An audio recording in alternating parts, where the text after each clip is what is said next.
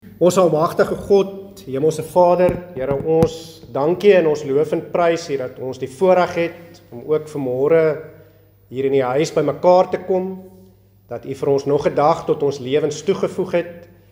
En Here, ons wil U dank vir die reën wat in hierdie tyd daar buite geval het. Ja, Here, U weet hoe nodig ons ook die reën het.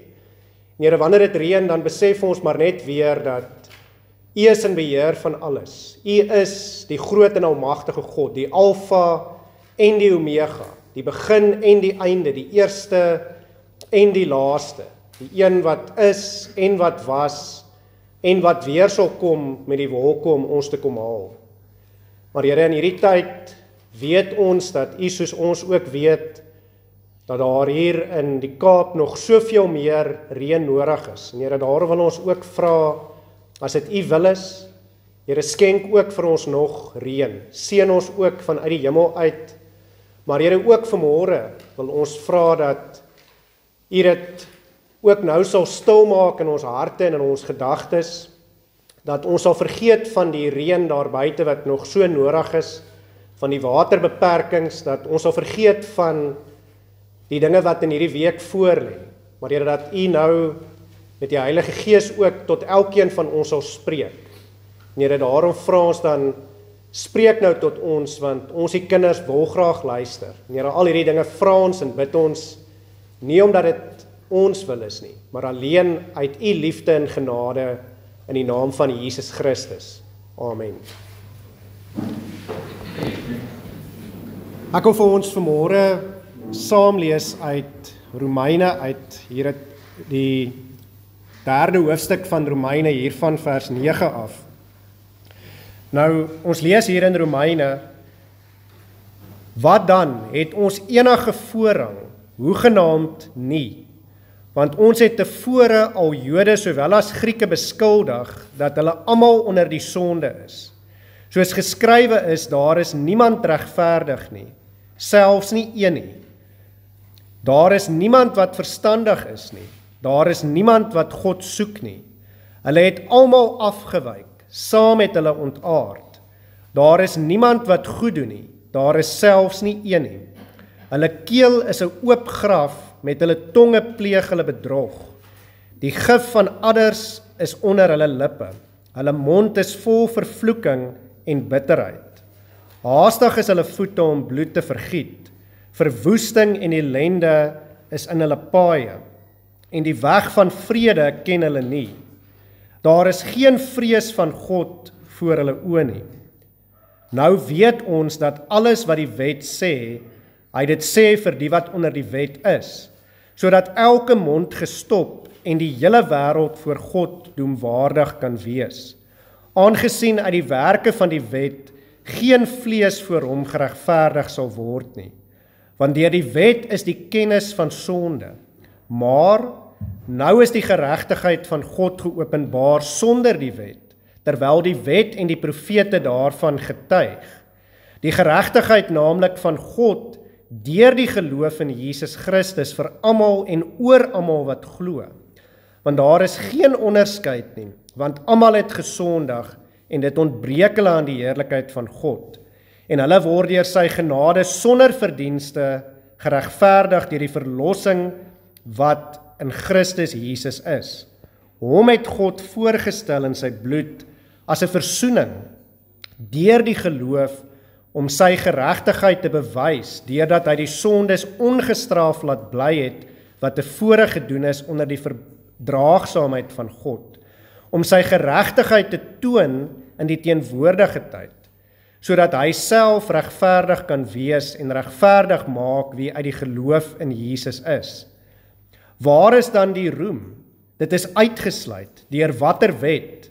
Van die werke? Nee, maar deur die wet van die geloof. Ons neem dus aan dat die mens geregverdig word deur die geloof sonder die werke van die wet. Of behoort God net aan die Jode en nie ook aan die heidene nie? Ja, ook aan die heidene, aangesien dit inderdaad een God is, wat die besnedenis sal regverdig uit die geloof en die onbesnedenis deur die geloof. Maak ons dan die wet tot niet deur die geloof? Nee, stellig nie. Inteendeel, ons bevestig die wet. Ek lees vir ons net tot daar, ek gaan vir ons so 'n bietjie later weer ons teksverse uitlig en ons gaan so 'n bietjie daarby stil staan. Nou ek wil vanmôre sommer met die deur in die huis val, wil ek amper sê, ek wil so 'n bietjie praat oor vormgodsdiens en tradisie. Nou, eerstens moet ons die vraag waarskynlik vra, wat is vormgodsdiens, en ek wil verder gaan as net tradisie, maar ek wil sê, wat is dooie tradisie, want daar is 'n groot verskil tussen tradisie en dooie tradisie. Nou, eerstens wil ek sê dat, as ons vra, wat is vormgodsdiens, ek wil nie baie lank 'n definisie daarvan gee nie, maar ek wil vanmôre sê, in die Engels, ek weet nie wat is die mooi Afrikaans daarvoor nie, maar in die Engels, die manne wat so 'n bietjie tyd in die gym spandeer, Dominee Hanu sal ook weet, hulle praat van muscle memory. Hulle sê in Afrikaans, as jy een keer 'n fiets gery het, dan kan jy altyd weer opklim en ry. Nou, vormgodsdiens is in 'n sekere sin juis dit. Dit is daai ding wat natuurlik, dis muscle memory, dit gebeur maar van self. En dis baie keer ook die dinge wat ons spesifiek in die kerk doen, ons doen dit kom maar van self, en is van geboorte af en van kleins af vir ons so aangeleer. Maar die gevaar is, ons het geen idee hoekom ons dit doen nie. Ons doen dit maar net, want dis hoe ons het gesien het, by oupa en ouma en by ma en pa, en dis goed, en ons bevraagteken dit nie, en dis maar so. En dan is daar iets soos tradisie. Tradisie is goed, maar dan kry ons ook dooie tradisie.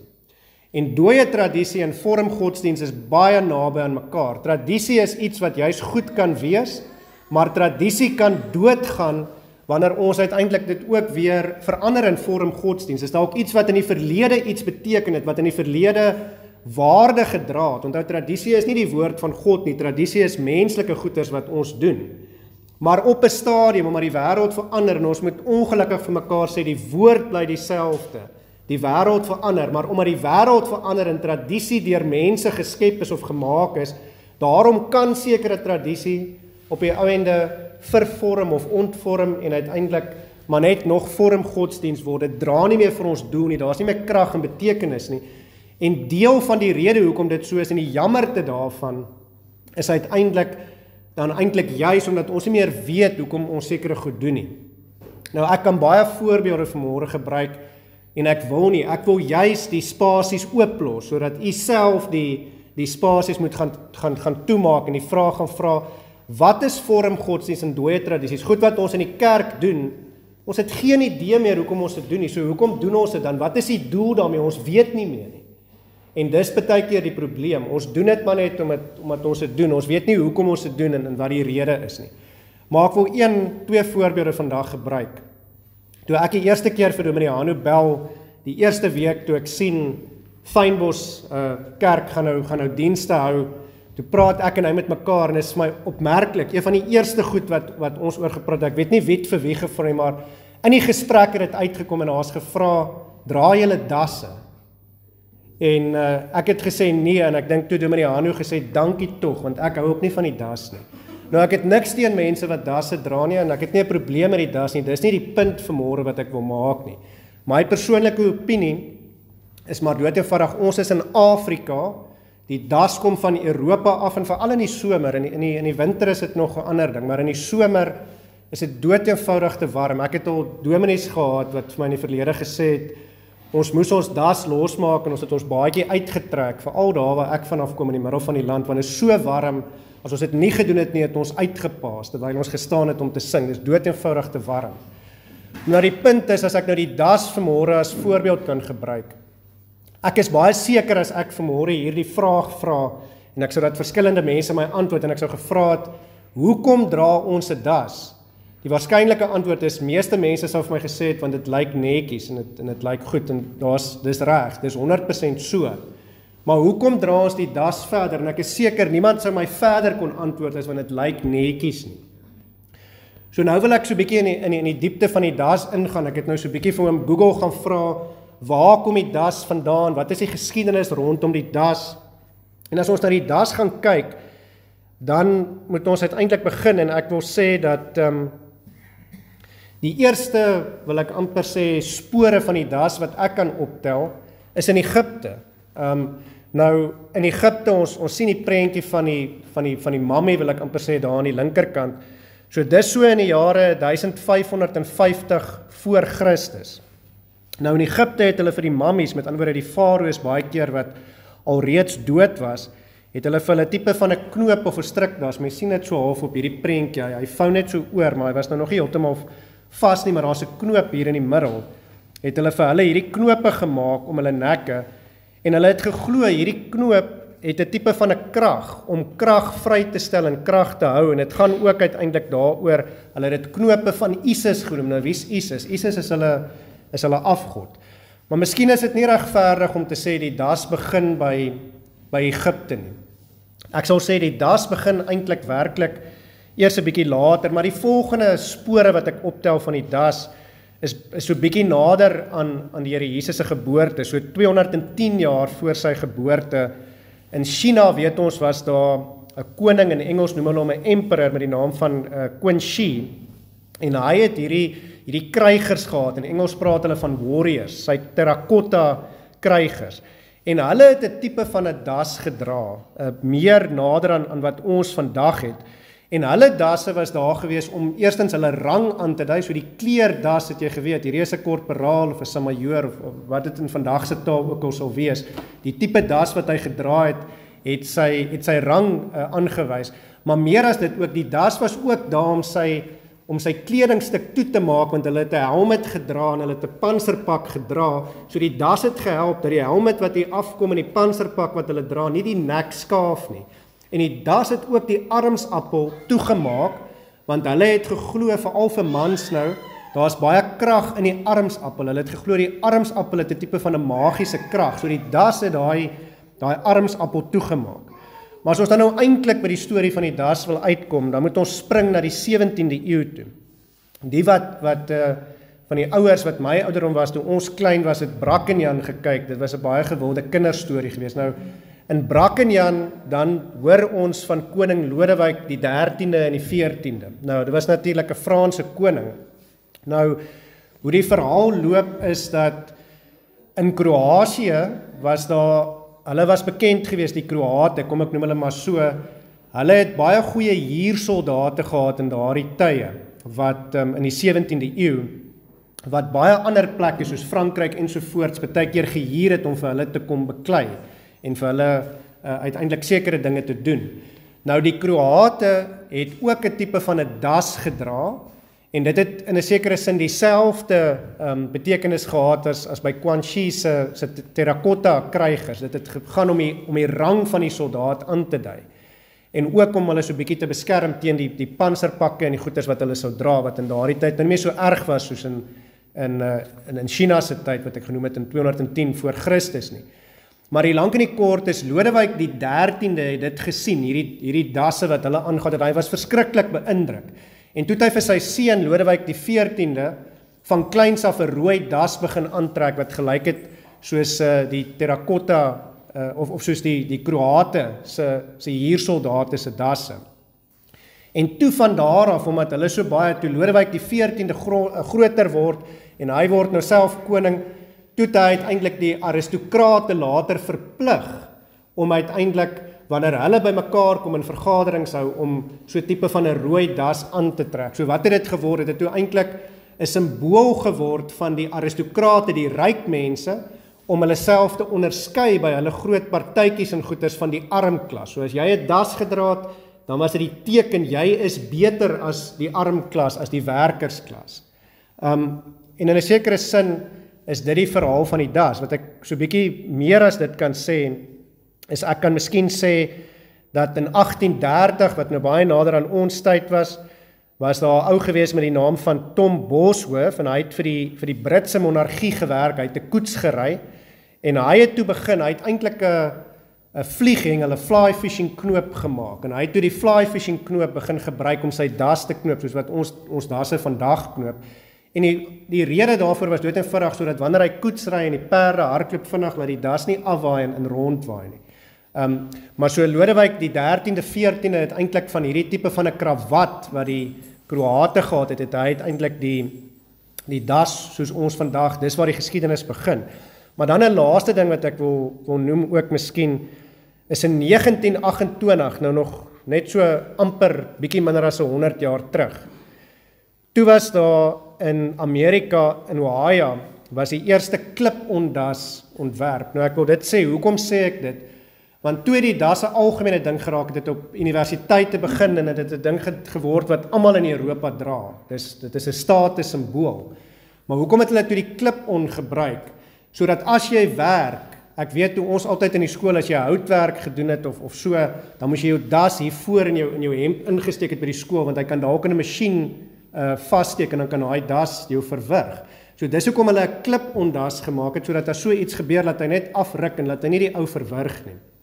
So dis in 'n sekere sin die geskiedenis van die das. Nou as ons vir 'n oomblik terugkom, wil ek ons vat na wat Paulus sê in 1 Korintiërs 14. Daar so 4 verse. In 1 Korintiërs 14 praat Paulus spesifiek oor die erediens en dit gaan eintlik in 'n sekere sin oor die gedagte van praat en tale, maar daar's 'n algemene beginsel wat hier geld en ek wil hê ons moet dit raak sien. Nou in 1 Korintiërs 14 sien ons daar tussen verse 7 en 8 eerstens hy skryf: net soos met lewelose dinge wat 'n klank gee, 'n fluit of 'n siter, as hulle nie 'n onderskeid toon laat hoor nie, hoe sal 'n mens weet wat op die fluit of siter gespeel word? Want as die bassein ook 'n onduidelike klank gee, wie sal klaar maak vir die oorlog? En dit is die punt. Ons dra vandag dasse, ons het nie meer 'n idee nie, maar dit gaan nie net oor die das nie, dit gaan oor vormgodsdienst en dooie tradisie. Maar dan in dieselfde hoofstuk in verse 19 en 20 sê hy ook, dis nou in 1 Korintiërs 14, maar in die gemeente sê hy, wil ek liewer 5 woorde met my verstand spreek, om ook ander te onderrig, as 10.000 woorde in 'n taal. En dan sê hy in vers 20, broeders, moenie kinders wees in die verstand nie, maar wees kinders in die boosheid en wees volwassenes in die verstand. So dit is uiteindelik die punt. Nou ek wil hê dat ons gaan kyk na Romeine 3 se 11de en 12de verse. Nou die punt wat ek wil maak voor ek dit vir ons lees is ons moet versigtig wees dat ons nie die das in hierdie voorbeeld van ons, en dit is vormgodsdienst oor die algemeen, dat ons nie die das maak tot 'n choke chain nie, want dit is deel van die rede hoekom ek nie van 'n das hou nie, want ek voel hy verwrig my. So ons moet baie versigtig wees. Daar's niks verkeerd daarmee om 'n das te dra nie, maar ons moet versigtig wees dat dit nie vir ons 'n choke chain, die Engelse woord, word nie. Nou in Romeine 3 tel ons uiteindelik die gedagte op in die 11de en die 12de vers. So ons lees hier, Paulus het geskryf, daar is niemand wat verstandig is nie, daar is niemand wat God soek nie. Hulle het almal afgewyk, saam met hulle ontaard, daar is niemand wat goed doen nie, daar is selfs nie een nie. Hierdie verse wys nie net vir ons dat ons moet begryp wat ons doen nie, maar dit wys vir ons dat ons soek nie meer vir God nie, en ek dink dis wat belangrik is. Ons moet besef, en dit is waar ware Christenskap begin. Ek sê altyd, dit gaan oor, ons moet ons sonde besef, ons moet besef, is net Christus wat ons kan red, en ons moet besef, daarom, omdat hy ons gered het, moet ons antwoord met dankbaarheid, so sonde, verlossing en dankbaarheid. Maar ons moet uiteindelik besef, ons is so swak, so nietig, so sondig, dat op ons eie soek ons nie vir God nie, ons het nie 'n begeerte om na God te soek, of om na God te hinker nie, ons is soos Jona van ouds wat weggevlug het, en God het hom maar weer teruggebring. Maar die ander kant van dit is ook waar, en dis wat ons vanmôre moet verstaan. As ons vra, wat beteken dit dat ons nie vir God soek nie, dan beteken die maklike woorde dat, soos ek gesê het, en soos wat Dawid sê in Psalm 51, ons is ons sonde ontvang en gebore, daarom is ons nie van nature geneig om God te soek nie, om God te vrees nie. Maar die ander kant, die dieper antwoord, is dat dit beteken ook, dat as ons nie vir God soek nie, wat soek ons dan? En die antwoord is voor die hand liggend, ons soek ons eie belange. En dis die probleem baie keer in ons kerke.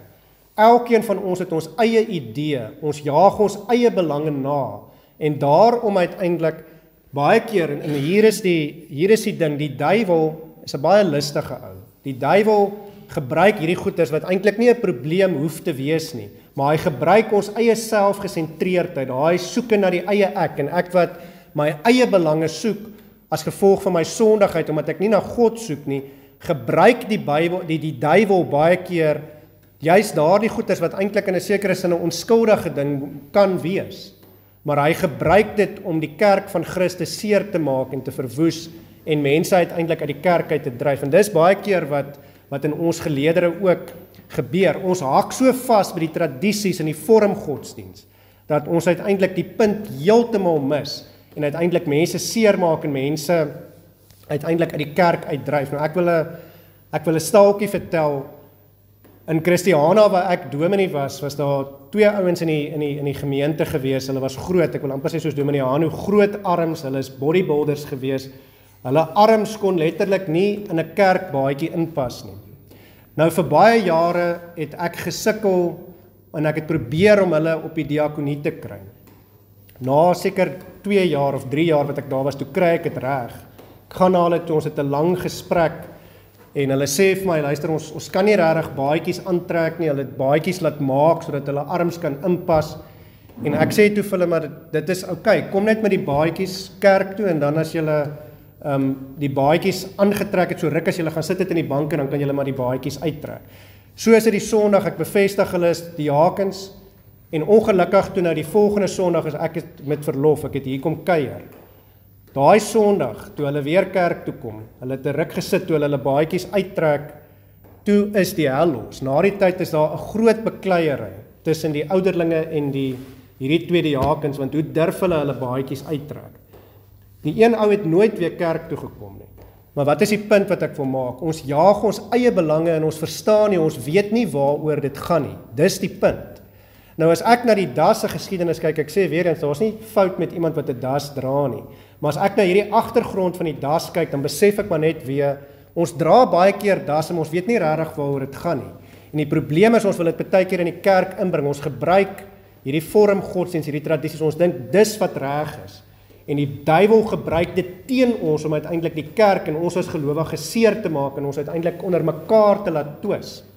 Nou, dis juist waarteen Paulus dan ook waarsku. Hy skryf in 1 Timoteus 4 vers 7, skryf hy vir Timoteus, hy sê, maar verwerp onheilige en oudwyfse fabels en oefen jou in die godsaligheid. Dis waaroor dit gaan. Vergeet van al die vorm godsdiens en die tradisies en die goed wat jy wil byhak.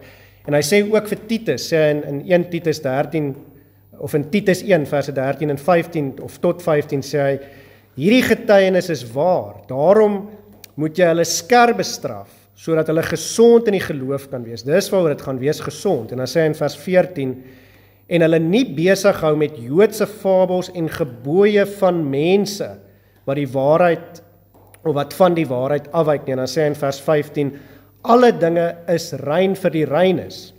En hier is die beginsel, alle dinge is rein vir die reines, vir die besoedeldes en die ongelowiges egter is niks rein nie, maar hulle verstand sowel as hulle gewete is besoedel. Nou ek wil terugkom en ek wil sê die duiwel gebruik al hierdie dinge uiteindelik teen ons. So die waarskuwing wat ek maar net vanoggend wil sê, is kom ons vergeet van vorm godsdiens en dooie tradisies. Kom ons gaan dink werklik, wat is goeders wat ons in die kerk doen? Goeders wat ons dink is baie belangrik, wat eintlik nie so belangrik is nie, wat uiteindelik deur die duiwel gebruik word sodat ons die punt heeltemal mis. Maar uiteindelik is daar troos. Ek wil ons vanmôre vat na ons teksverse toe. Die volgende gedeelte daar in Romeine 23 en in Romeine 3 verse 23 en 24. Nou, as ons daar kyk, dan sien ons uiteindelik in ons teksverse dat daar is hoop. Daar is vir ons hoop, want God sê vir ons uiteindelik, hy sê, want almal het gesondig en dit ontbreek hulle aan die heerlikheid van God en hulle word deur sy genade sonder verdienste geregverdig deur die verlossing wat in Jesus Christus is. En is dit nie die punt nie? Is ons nie besig om die punt heeltemal te mis met hoe ons klere aantrek, hoe ons lyk, of daar 'n orgel of 'n gitaar voor in die kerk is, of wat ook al, op watter manier ons die Here loof en prys nie. Terwyl die belangrike net is dat ons die Here moet loof en prys. Is ons nie besig om die punt heeltemal te mis nie. Hierdie is die punt. Is dat dit gaan oor die verlossing in Jesus Christus wat uiteindelik na ons toe kom uit genade alleen.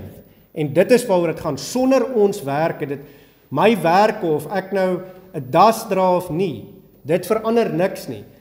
Die voorbeeld wat hier in Romeine gebruik word is die van die wet. of ek dink ek is onder die wet en ek moet die wet onderhou of nie, dit maak uiteindelik nie saak nie. Dit verander nie aan die saak dat jy uit genade alleen gered word nie. Die feit van die saak is, ek kan nie die wet onderhou nie. En dit is uiteindelik deel van God se genade, en dit is uiteindelik wat belangrik is, dat ons moet besef, dat dis waaroor dit gaan, die hoop wat ons het, is dat dit gaan nie oor ons werke, oor hoe ek lyk, oor watter tipe musiek ons gebruik, of wat die geval ook al is nie. Dit gaan nie oor ons dooie tradisies nie. Dit gaan ook nie eers oor ons lewendige tradisies nie, maar dit gaan oor, glo ek, is die Heilige Gees in my hart, het hy die geloof in my hart gewerk, en besef ek watter groot genade dit is wanneer ek glo, en antwoord ek daarom uiteindelik met 'n lewe van dankbaarheid. Nou, ek wil hier in ons teksverse wil ek op 2 dinge wys. As ons hier lees, dan sien ons dat ons geregverdig is deur die verlossing wat in Jesus Christus is. Nou, wat beteken hierdie regverdiging? Ek wil dit so kortliks bespreek. Dit beteken 2 dinge, en dis wat ons moet besef. Die eerste ding wat dit beteken ons is skuldig. Ons is nie regverdig nie. Ons is verlore. Ons verdien die hel as gevolg van ons sonde. En dis baie belangrik dat ons dit sal verstaan en dit sal begryp. Baie keer het ek al die argument gehoor, mense wat sê, maar hoe is dit regverdig dat sekere mense glo, met ander woorde dat God hulle uitverkies het en ander nie? Nee, dis nie waaroor dit gaan nie. Wat regverdig is dat almal moet hel toe gaan, dis wat regverdig is. Die feit dat sommige uitverkies is en sommige glo, dis genade alleen, en dis waaroor dit hier gaan. So wanneer ons praat oor regverdiging, moet ons eerstens besef, ons is nie regverdig nie. Ons is in die hofsaak, die regter het na al ons lewe se goeders gekyk, na ons sonde, en hy het gesê, ek's jammer, jy is sondig, jy verdien die doodstraf, jy verdien die hel, daar gaan jy. En toe kom Jesus en hy sê, wag 'n bietjie, ek sal in sy of haar plek sterf. Hy maak ons regverdig voor God. Maar regverdiging beteken verder ook, dat op een of ander manier moes ons reg geleef het, en ons kan nie reg leef nie, ons is in sonde ontvang en gebore, soos Psalm 51 ons leer. Regverdigmaking beteken ook dat Jesus Christus het gekom, hy het mens kom word, dis wat ons in hierdie Kerstyd dan ook weer gevier het. Hy het groot geword, hy het nie net 'n babatjie gebly soos wat ons met die Kerstyd vier nie, maar hy het groot geword en hy het vir sy lewe op aarde 'n sondelose, regverdige lewe in ons plek geleef. So maak hy ons ook regverdig, en dan uiteindelik kom dra hy die straf wat ons verdien, die toorn en die straf en die godsverlatendheid wat ons verdien. Dis wat dit in 'n sekere sin beteken om in die hel te wees, om van God verlate te wees. Hy kom dra dit namens ons aan die kruis. En dis die 2 bene waarop regverdigmaking staan. Ons moet besef ons is verlore. Hy het ons vrygekoop, hy het die verlossing gebring. Die verlossing is alleenlik in Jesus Christus. En die ander kant is, hy het die sondelose vlekke lewe in ons plek kom leef, sodat ons met die wederkoms uiteindelik regverdig voor God die Vader kan staan. En dis waaroor dit gaan. En daarom is my pleit vanmôre as afsluiting, maar net weer aan elkeen, kom ons mis nie die punt nie. Kom ons maak mekaar nie seer en dryf mekaar uit die kerk uit as gevolg van tradisies of dooie tradisies en vormgodsdienst nie. Maar kom ons hou ons oë gefokus op dit wat regtig saak maak. En kom ons kyk en ons bid en ons smeek die Here dat hy ons gefokus sal hou op hom en op die waarheid van die Bybel en dit wat werklik saak maak, dat ten spyte van ons verlorendheid, uit genade alleen, sonder ons werke, sonder enigiets wat ons kan doen, Jesus ons gered het, en daarom antwoord ons nou, dis my altyd baie belangrik, nou moet ons antwoord met 'n lewe van dankbaarheid, waar ons ten minste poog, ons kan nie die wet onderhou nie, maar nou probeer ons die wet onderhou uit dankbaarheid uit, omdat ons besef hoe groot God se genade vir ons is. Amen. Kom ons bid weer saam. Ons almagtige God, Hemelse Vader, Here, ons dankie en ons loof en prys U vir U groot liefde en vir U groot genade vir ons. Here, ja, ons is swak, nietig en sondig. Ons laat so dikwels toe dat ons eie sondige vlees, die sondes van hierdie wêreld en die ou listige duiwel ons aandag aftrek en selfs goeters wat goeie bedoelings uiteindelik het, gebruik teen ons, gebruik om die kerk en U kinders seer te maak. Here, ons wil vra trek U self vir ons die volle wapenrusting aan. Gee dat ons sal staande bly teen die liste van die duiwel, teen die bose magte wat in die lig is. En Here, gee dat ons sal terugveg deur die wet te onderhou uit dankbaarheid. En Here, ons weet die samevatting van die wet, soos die Here Jesus self vir ons leer, is die liefde. En daarom vra ons, Here, gee dat ons met liefde sal terugveg, omdat ons weet, ja, ook die ou listige duiwel weet dat hy nie die liefde kan verslaan nie, want God is liefde. Here, ons dankie dat U ons so lief gehad het, dat Jesus Christus vir ons mens kom word, dat hy die sondelose lewe in ons plek kom leef het, maar dat hy ook die straf wat ons verdien op hom geneem het en ons daarom ook vrygekoop het van die wet. En Here, gee dat ons daarom nou as vrygekooptes ook in en deur U liefde in hierdie wêreld sal leef, maar dat ons ook daardie liefde met 'n blymoedige hart aan die wêreld waarin ons sal uitstraal, om ook daardeur die lof en die eer en die heerlikheid wat U toekom, dan ook aan U te bring. Here, U ken ons elkeen by die naam, U weet wat ons elkeen se omstandighede is, U weet wat in ons harte leef. En Here, daar wil ons vra, versterk elke dag ons geloof. Here, gee dat ons elke dag meer en meer in die waarheid van U woord sal verhard. Here, vir elkeen wat deur moeilike tye gaan, pyn, siekte, hartseer, vra ons, Here, dat U vir ons sal vertroos, dat U vir ons sal vasdruk teen U lyf, dat U vir ons gesond sal maak en vir ons genesing sal bring. Ja, Here, ons smeek weer, as dit U wil is, skenk vir ons die reën wat so nodig is. En ek wil ook bid vir hierdie gemeente, vir Dominee Hanu en vir sy gesin, en ook vir elke gemeentelid. Here, seën vir hulle, gee dat hulle ook van krag tot krag sal gaan, en dat hulle ook in die geloof in U sal vashou, dat hulle sal weet, U skryf dit en U leer dit vir ons daar in die woord, in Kolossense 3, dat God laat groei. Here, ons bid dat U ook die geloof in elkeen hier se harte sal laat groei, en dat U ook hierdie gemeente vir Fynbos sal gebruik, om ook U getuies te wees, om ook U liefde in hierdie wêreld uit te straal. Here, ons wil vra, gaan met elkeen van ons waar ons van hier af verder gaan, dat hierdie woord in ons harte dan ook gesement sal wees, dat ons dit in ons lewens sal gaan uitleef, omdat ons weet dat ons ook daardeur die lof en die eer en die heerlikheid wat U toekom aan U sal bring. Here, daarom vra ons, seën ons en behoed ons en bewaar ons, en gee dat ons werklik, of ons eet en of ons drink, of wat ons ook al doen, en alles wat ons doen, die eer aan U sal bring. En ons bid dit alles in die naam van Jesus Christus. Amen.